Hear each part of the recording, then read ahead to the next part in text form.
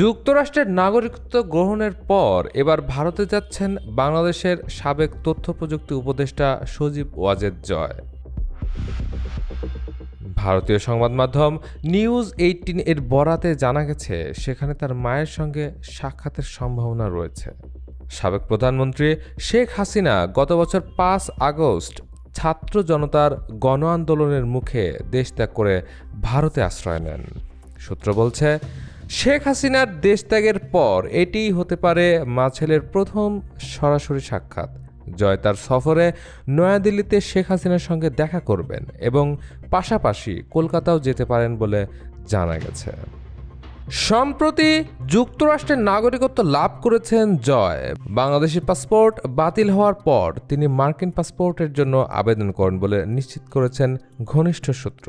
এই সফরের খবরে আওয়ামী লীগের নির্বাসিত নেতাদের মধ্যে আলোচনার ঝড় উঠেছে।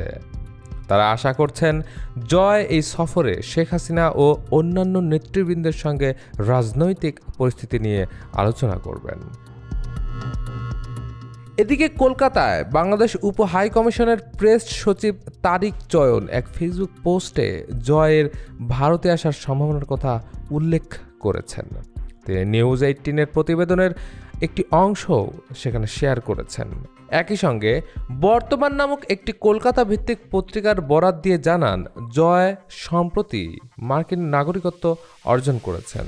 অন্যদিকে 12 মে নির্বাচন কমিশন আওয়ামী লীগের সকল নিবন্ধন বাতিল করে, যার ফলে দলটির সামনে জাতীয় নির্বাচনে অংশগ্রহণের সব পথ কার্যত বন্ধ হয়ে যায়। এর আগে 10 মে সরকার একটি প্রজ্ঞাপনের মাধ্যমে আওয়ামী লীগ এবং এর সকল সহযোগী সংগঠনের অনলাইন ও অফলাইন কার্যক্রম নিষিদ্ধ ঘোষণা করে।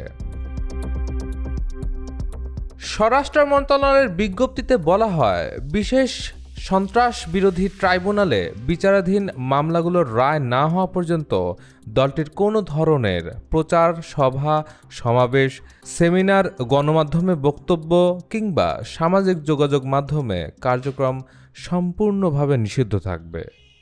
নিউজ 18-এ দেওয়া এক সাক্ষাৎকারে আওয়ামী লীগের এক প্রবাসী নেতা বলেন, সরকার যেভাবে আওয়ামী লীগকে নিষিদ্ধ করেছে তা সম্পূর্ণ অনৈতিক এবং রাজনৈতিক প্রতিহিংসারই বহিঃপ্রকাশ।